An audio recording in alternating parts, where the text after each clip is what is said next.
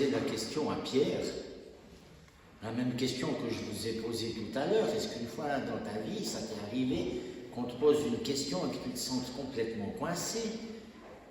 Je pense qu'il aurait parlé de cet épisode. Parce que notre pauvre ami Pierre s'est trouvé dans une situation inextricable. Les responsables de l'impôt du temple ont exigé de savoir si Jésus payait l'impôt du temple. Alors l'impôt du temple, ce n'était pas l'impôt que Matthieu récoltait pour les Romains. C'était un impôt à l'intérieur de la communauté juive. La communauté juive, depuis Moïse, avait l'habitude chaque année de récolter un impôt qui s'appelle le rachat de la ville. Le rachat de la ville. C'est un impôt qui permet de faire partie officiellement de la communauté israélite si on est un homme et qu'on est âgé de 20 ans et plus. Si on ne paye pas cet impôt, on est chassé et exclu de la communauté. Évidemment, les gens qui posent la question à Pierre ont une idée derrière la tête, c'est que si Pierre répond on n'a pas un rond, comment est-ce qu'on payerait cet impôt? Ça exclurait Jésus d'office. Si Pierre répond j'en sais rien, alors ça va créer un gros soupçon. Hein? On va dire comment c'est que et toi tu le payes? Alors c'est pas possible. Cet impôt c'est quand même très important, tu ne sais même pas si vous le payez. Et si Pierre répond bien sûr Jésus le paye, c'est un mensonge parce qu'il n'en sait rien du tout. Voilà. Donc Pierre se trouve dans une situation assez compliquée et il décide, avec son impétuosité habituelle, de répondre « Mais oui, bien sûr, il le paye. » Et après, il rentre à la maison et il s'est dit « Oh, je ne suis pas sûr que j'ai répondu juste, je me demande, je vais raconter tout ça à Jésus. » Voilà. Or, vous avez remarqué que, comme d'habitude, il n'y a même pas besoin de raconter les choses à Jésus, il sait tout. Il sait d'avance. Il a déjà entendu la conversation entre celui qui récolte l'impôt et Pierre. Et ça, c'est quelque chose qu'on trouve tout au long de la Bible. Dieu nous connaît, Dieu sait ce qui nous arrive, et évidemment, des fois, c'est déconcertant. Et c'est vraiment un des leitmotifs des Écritures saintes. Dieu était là et je ne le savais pas. Dieu a tout compris et je ne sais pas comment il a fait. Voilà, ça a été comme ça pour Nathanaël sous le figuier, ça a été comme ça pour Thomas quand il a rejoint les disciples dans la maison qui était fermée.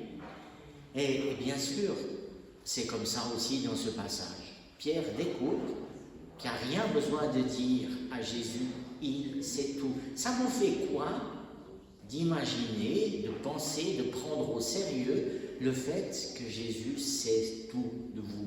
Il sait ce qui vous arrive. Même si vous ne le voyez pas, même si vous avez l'impression qu'il n'est pas là, il a tout capté. Il est en temps directement au courant de ce qui est important pour vous. Alors,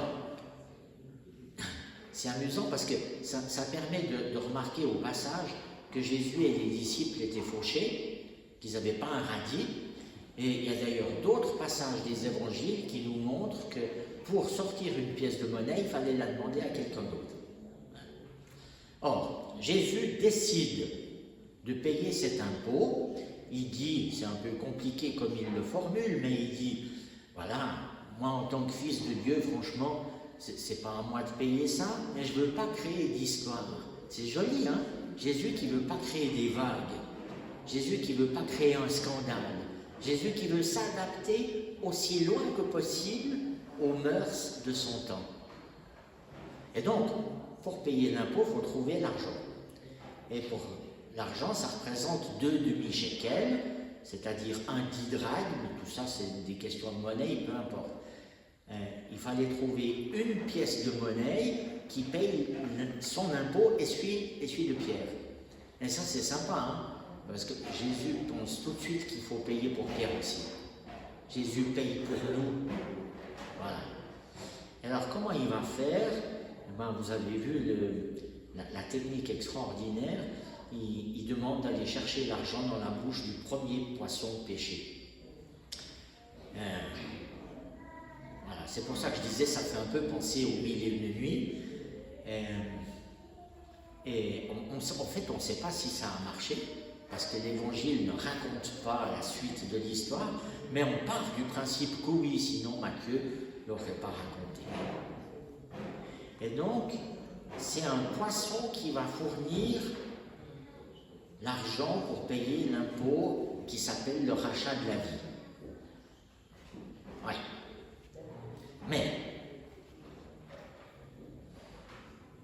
Mais d'abord, j'observe que Jésus aurait par exemple pu faire un tour de passe-passe, vous savez, comme les prestigitateurs, et sortir une pièce.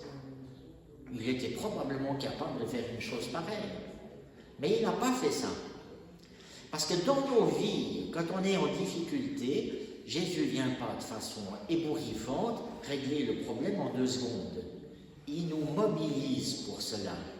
Quand on a des problèmes, Jésus veut qu'on participe à leur résolution. Et donc il demande à Pierre d'utiliser ses compétences.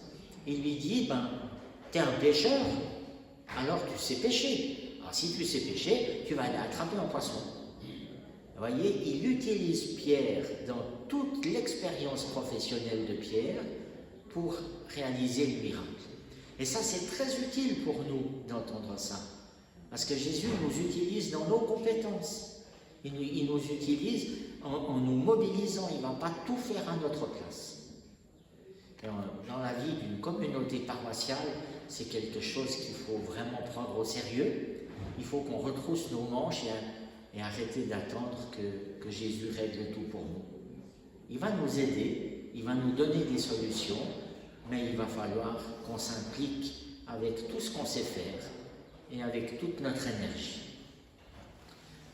Maintenant, un poisson peut cacher un autre, parce que vous savez que Jésus a été perçu par les premières communautés chrétiennes comme le poisson par excellence. Le poisson est devenu le symbole du Christ, parce que le mot poisson en grec contient la confession de foi la plus simple et la primitive.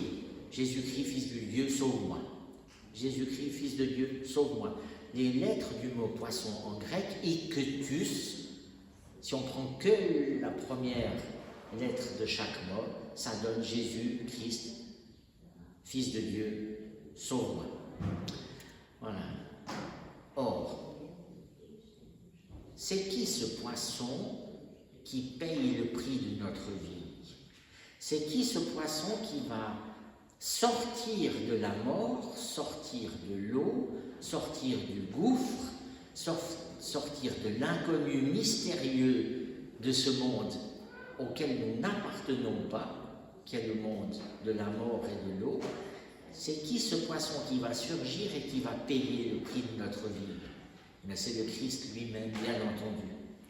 Et je pense que Matthieu prêchait ce texte et a transmis ce texte à des gens qui, dans les catacombes déjà et dans tous les endroits où les chrétiens se cachaient, dessinaient des poissons pour dire « c'est en lui que je crois ». Voilà. Donc les premiers chrétiens, ils ont tout de suite compris que le poisson qui sort de l'eau et qui paye le prix de ma vie, c'est le Christ lui-même et c'est ce que Jésus annonce. Aujourd'hui, je vais payer le prix de l'impôt du temple pour toi et pour moi, mais davantage, je vais te sauver de la mort, je vais t'offrir ma résurrection et on va sortir ensemble dans la lumière de Dieu, quoi qu'il arrive sur la terre. Amen.